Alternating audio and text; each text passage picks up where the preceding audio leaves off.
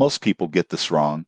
They think cashback credit cards are all the same, but the Chase Freedom credit card offers flexible rewards that can really add up if used strategically. Here's how it works. Chase Freedom gives you 1% cash back on all purchases, plus 5% cash back in rotating quarterly categories like grocery stores, gas stations, or select online retailers. These bonus categories change every 3 months, and you can earn up to $1,500 in combined purchases each quarter at 5%. The rewards you earn can be redeemed for cash, gift cards, travel, or even transferred to other Chase cards like Sapphire for travel points. The card also comes with benefits like purchase protection, extended warranty coverage, and fraud monitoring. Plus, there's no annual fee, making it a great choice for beginners or those looking for a versatile cashback card. Tips to maximize the Chase Freedom Card. 1. Activate the quarterly bonus categories to earn 5% cash back. 2. Combine rewards with the Chase Sapphire card if you want to redeem points for travel at higher value.